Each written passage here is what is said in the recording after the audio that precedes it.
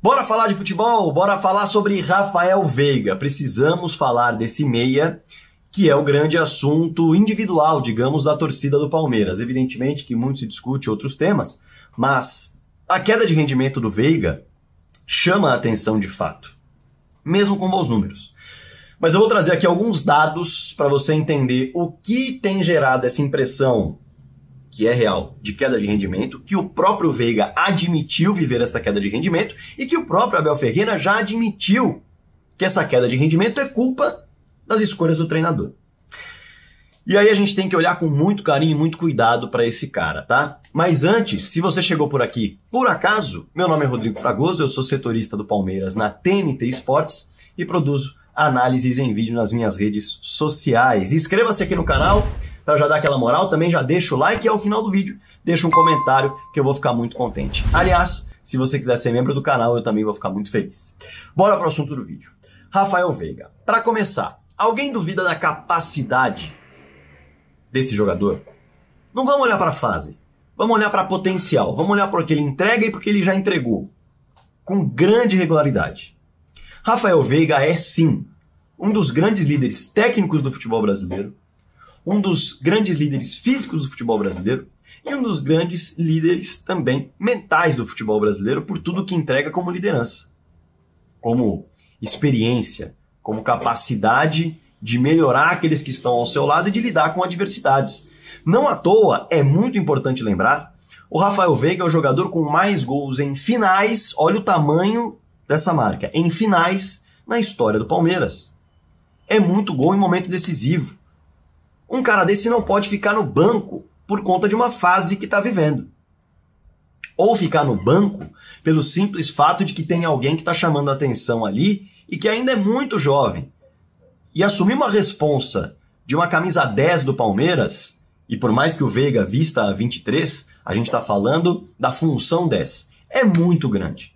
Precisa de cancha, sabe? Não é para todo mundo. E ter um cara como o Veiga dentro do elenco é para recuperá-lo, não para colocá-lo no banco. É para fazer com que essa fase se encerre. Então esse é o primeiro ponto. E aí vem o ponto de identificação dos motivos que nos levam a visualizar um Veiga com rendimento abaixo do que se espera. Eu pedi para um amigo meu fazer uma pesquisa e me passar alguns números em relação ao Rafael Veiga, para entender de fato o que tem gerado em números a nossa impressão observando o futebol do Veiga.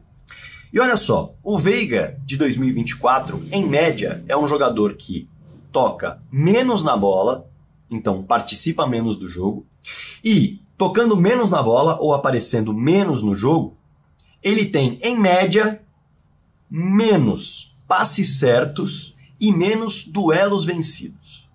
Para traduzir para o popular, o Veiga está participando menos do jogo e dentro dessa participação ainda menor, ele tem tido menos sucesso na hora de acertar passes e tem tido menos sucesso na hora de ganhar duelos. Ou seja, a participação dele acaba sendo menor e pior do que aquela que se fez na temporada passada.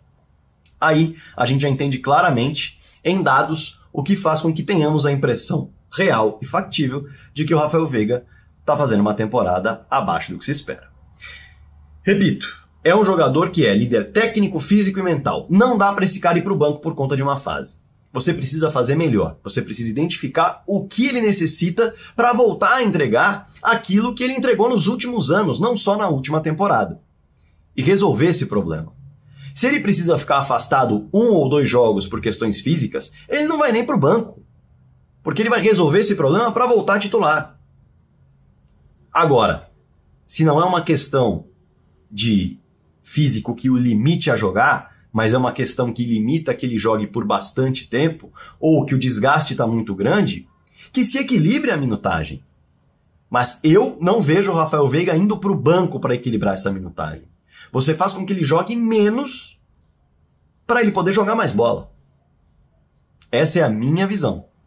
É resolver o problema para ter esse cara sempre dentro de campo. Mas o melhor Rafael Veiga possível. E aí, quando você olha para a questão do melhor Rafael Veiga possível, você tem que olhar para a capacidade de entrega de números. Porque mesmo pior fisicamente, Olha só os números do Veiga na temporada. Em 18 jogos, são 7 gols e 4 assistências. A média é muito boa, mesmo sendo menos participativo. E quando a gente olha para tudo que ele entregou em números nas últimas temporadas desde 2020, a gente vê a regularidade de um cara que não pode ficar fora. Você tem que resolver o problema desse cara para ter ele bem em campo para entregar os melhores números como sempre entregou. Veja só, em 2020 o Veiga em 53 jogos marcou 18 gols e deu 4 assistências. Em 2021, um jogo a mais só, 54 partidas, 18 gols e 4 assistências também. Em 2022, os números melhoram.